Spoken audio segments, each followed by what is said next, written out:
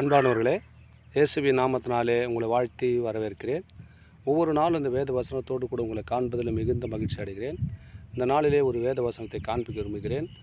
YONO 2ஆம் அதிகாரம் 2ஆம் வசனம். என் நெருக்கத்திலே நான் கர்த்தரை நோக்கி கூப்பிட்டேன், அவர் எனக்கு உத்தரவு அருளினார்.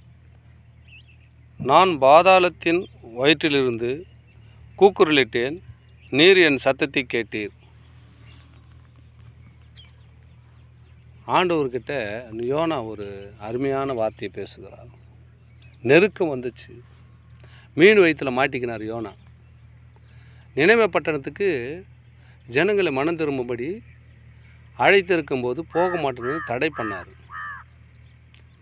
கப்பல் ஏறி வேறு ஏதாவது தரிசிக்கு ஓடினாலும் எதிர்பார்த்து ஓடினார். அங்கே கப்பல் பழுதானதுனால கடலில் தூக்கி யோனாவை போட்டும்போது மீன் வயிற்றுக்குள்ளே போய் மாட்டிக்கொண்டார்.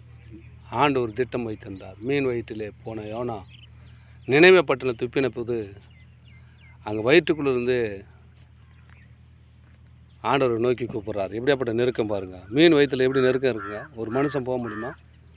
சுத்தப்படுத்தி வச்சுக்கிறாருங்க. ஒரு மனுஷன் வருவான், நீ அவனை மீங்கி போய் நினைவே பட்டணம் துப்பி விடு அப்படின்னு. நம்ம வாழ்க்கையில் அப்படி தான். நம்ம சீர்கேடான வழியில் இருக்கும்போது மதிக்கலைன்னா ஆண்டவர் தான் ஒரு தட்டு தூக்கி அங்கே போட்டுருவார். நீ அங்கே தான்ப்பா ஊழியம் செய்யணும்னு.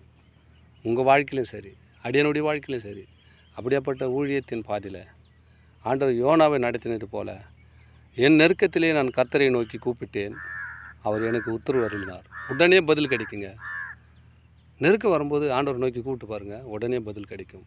கர்த்தரை நோக்கி கூப்பிட்டேன், அவருக்கு பதில் கொடுத்தார். நான் பாதாள வயிற்றில் இருக்கும்போது கூக்குரலிட்டேன், என் சத்தத்தை கேட்டார். பாதாளம்னா எப்படி? எங்கெங்கே இருக்குது பாதாளம்? கடல் எங்கே இருக்குது? கடலுக்கு உள்ள தண்ணி உள்ள மீன் இருக்குது, மீனுக்குள்ளே இவர் இருக்கிறாரு. பாதாளத்தில் மாட்டி நிற்கிறாரு. கூக்குரலிட்ட உடனே அந்த கூக்குரல் சத்தத்தை ஆண்டுக்கு தெரியுங்க. எல்லாத்தையும் உண்டு பண்ணுற அவர் தான். நீங்கள் கூட உங்கள் வாழ்க்கையில் நெருக்கமாக இருக்கலாம், பாதாள போல் ஒரு இறுக்கமான வழிக்கில் மாட்டிக்கொண்டு இருக்கலாம். பயப்படாதீங்க.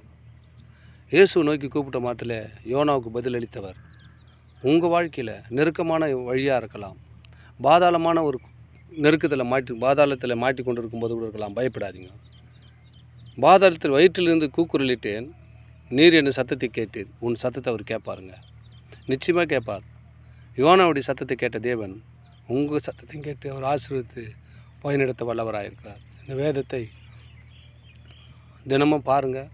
இந்த வசனத்து மூலிமா இந்த வீடியோவை பாருங்கள். கர்த்தர் உங்களை ஆசீர்வதித்து வழிநடத்துவாராக. ஆமேன். God bless you.